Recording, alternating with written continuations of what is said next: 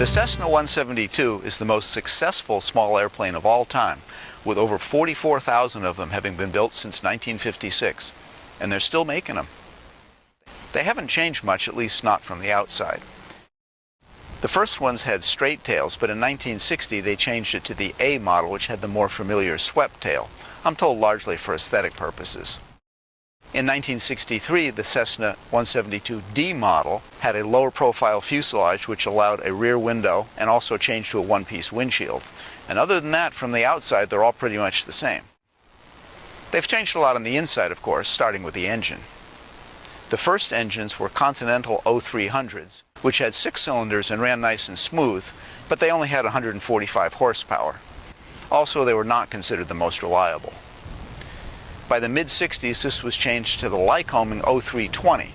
It had 4 cylinders and ran rougher, but was considered the more reliable engine.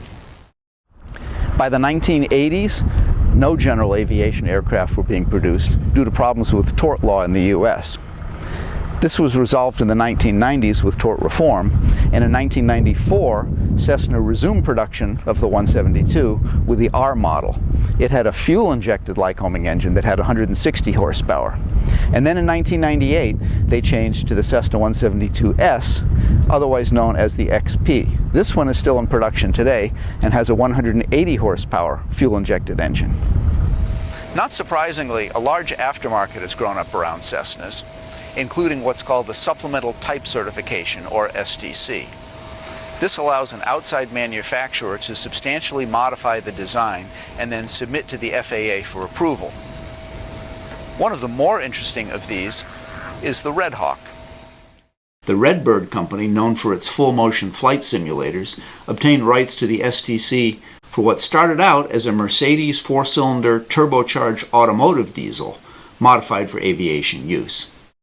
It was initially sold by a German company called Thielert, with a gear reduction drive turning a constant speed 3-bladed prop, and was equipped with a clutch to reduce engine shock.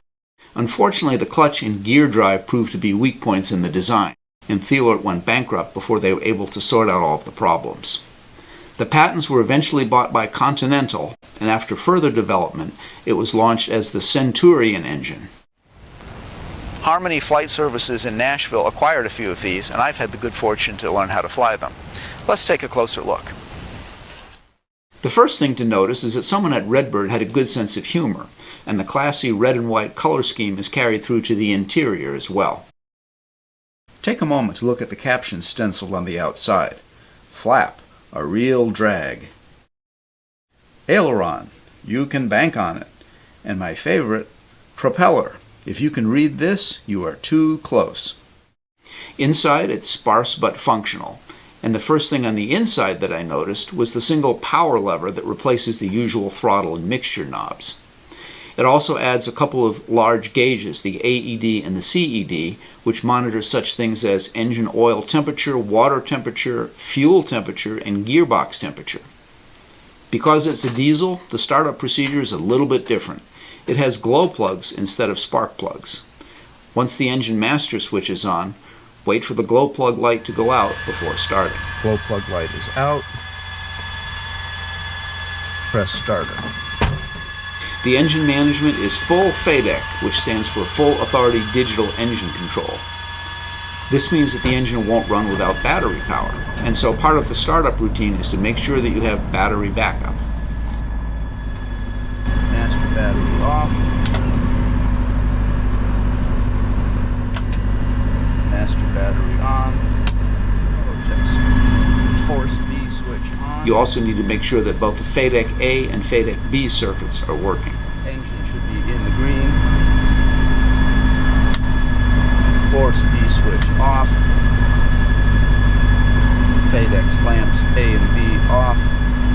FADEC test button, press and hold.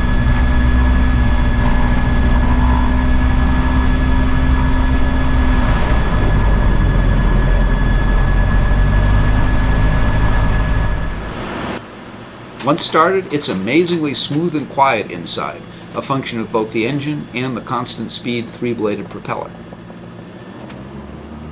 The engine's only rated for 135 horsepower, so the initial climb is a little bit leisurely. The best I could achieve was 700 feet per minute on a fairly warm day. This is a little bit less than a comparably equipped Lycoming model. Climate is also limited to 85% power, and cruise is limited to 75% power, as there is the possibility of overheating these engines. The major advantage to the Redhawk is in the decreased cost of operation, which was designed to appeal to flight schools. Fuel burn is roughly 1/3 less than the gas-burning models. I averaged about 5.5 gallons per hour, as opposed to 9 gallons per hour in the gasoline version. At high altitudes, fuel burn is even better due to the turbocharging. Supposedly between 7,000 and 9,000 feet altitude, fuel burn will be as little as 4.5 gallons per hour. But I doubt most of these planes will be used for long-distance trips. And of course, they burn Jet A, which is considerably cheaper than avgas. Ironically, Harmony Air was able to purchase these planes at a good price because their previous owner was unable to source Jet A at their home airport. Sadly, Redbird discontinued production of the Redhawk in 2016 as demand never reached anticipated levels. I caught up with Redbird's CEO Todd Willinger, who believes that it was simply an idea that it was ahead of its time. With lower cost of fuel, an extended oil change interval of 100 hours instead of 50 hours, and a 2,100-hour time between engine replacement, this should have been an attractive option for flight schools and other heavy-use operators.